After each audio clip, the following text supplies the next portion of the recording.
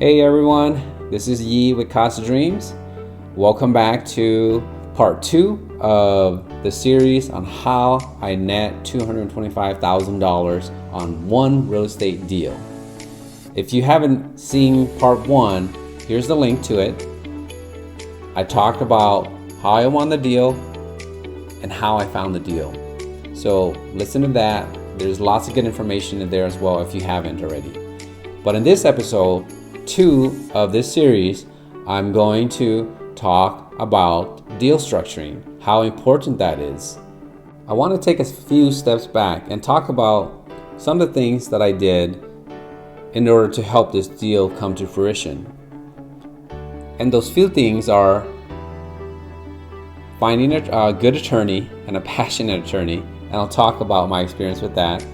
Finding a competent title company that can help you close and document and record all this correctly. And so without that, I think it would have been a disaster for me. But before we get too far into episode 2, if you haven't already, if you could subscribe to my channel, like the video, and put a comment down below, so it will help me with the YouTube algorithm to allow me to continue to put out these content to help all of you in your real estate and entrepreneurship journey. First, let's talk about the entirety of the deal. And it comes in 3 parts. Part 1 is I would take the property subject to, leave the loan where it's at because they've been paying for 20 years already. And so any additional payments they make going forward, majority of that payment will go towards principal payments. Part 2, I have to go find a piece of land that we can build a new property on and acquire that land first before we can even start construction on that. And then also I have to get an architect, put together blueprints, put together drawings on what the new construction is going to look like. Part 3 would be new construction on the land that we acquire. And the construction needs to meet some of the handicap requirements that the family is looking for. So I have to figure that out. Not only that, figure out the construction loan, how to get that, and how all that was going to work out. Part 4 of the project would be moving the family into the new construction. I would take over the old construction, renovate it, and then decide if I want to sell it or if I wanted to just rent it out or short-term rental the property, whatever the strategy would be. After establishing the 4 parts of the project, I knew I needed an attorney to help me write the master contract, the entirety of the contract. I had a friend who owns a title company and referred me their attorney, the attorney that they use, that he could write the contract for me. I called the attorney up. I said, hey, attorney A, I am looking for someone to help me write this contract for this real estate deal that I'm putting together. And he's like, yeah, I can do it for you. I mean, $300 since you were referred to me from one of our clients, I can do that for you. And I was happy. I said, you know what, $300, that is well worth it if you can write me a good contract. It's like, yeah, sure. So several weeks go by. They haven't written it. They asked me for a few information. I haven't really sent them the information either. So there was some miscommunication there. But all in all, they finally wrote me a contract and I read it, and it was just kindergarten. I mean, based on how complex the deal is, the way that they wrote it was a 1-page contract, basically reiterating the 4 parts of the project with no details at all whatsoever to protect me as their client. And I also, worst of all, I also learned that the person that wrote this was the clerk or the paralegal that wrote this. The attorney didn't even read the entirety of the contract when I asked him about specific parts of it, he still had to refer back to the contract and told me, wait, let me look at this. Let me read what this means. Then and there,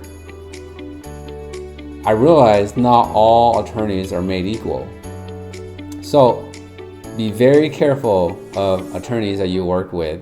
Before you pay them, you need to do your due diligence on these attorneys as well. But for me, with no such luck, I paid them ahead already. How stupid, right?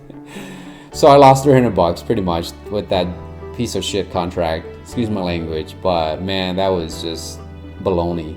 A waste of time and effort. So I went on to this Facebook group called SARE, Subtle Asian Real Estate. And I got to connected with this one really good agent. I mean, not agent, this one really good attorney.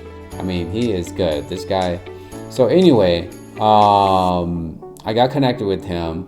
I showed him the contract that was written for me for this complex deal, talked through the deal with him. And he said, no, this is not acceptable. You need to find a new attorney because you are going to be in a lot of legal trouble and you're probably going to lose money if things go south. And so he had reached out to another attorney in Arkansas to help write this contract for me. And by the time this new attorney that wrote me this contract, it cost me about $2,000 roughly. She gave me an estimate of about $1,500 at first, and it wouldn't go over that. But once we started writing the contract, she started putting together all the various phases of the project, which is phase 1, phase 2, 3, and 4, and the details behind it that will protect me. And us going back and forth, meeting several times, and then me having to, I got smarter. So I took this contract and brought it to my attorney. Hey, what do you think about this? It's like, well, what about this and this and this? And there were so many back and forth before the contract was finalized. All in all, I ended up paying about $2,000 for this attorney in Arkansas. Now, my attorney was not licensed in Arkansas, and right now he doesn't want to because I'm his only client. And so he said, let them write it. I'll just help review it, and we'll pay this attorney in Arkansas. And the money that you're paying, $2,000, is well worth it. It's nothing compared to the profit that you'll be making in exchange for the little fee that you're paying. It's totally worth it so that you can protect yourself legally. So number one, that is the most important thing that you need to make sure that you do, is find a good attorney to be on your team. And I wouldn't have been able to do this deal and some of the details in here without my attorney. Now, to go into the details, it would probably make this video super long. So I'm just gonna put at this that I feel much more confident. Another snag that I went through when we were about to close this, the part 1 of this deal, is the title company.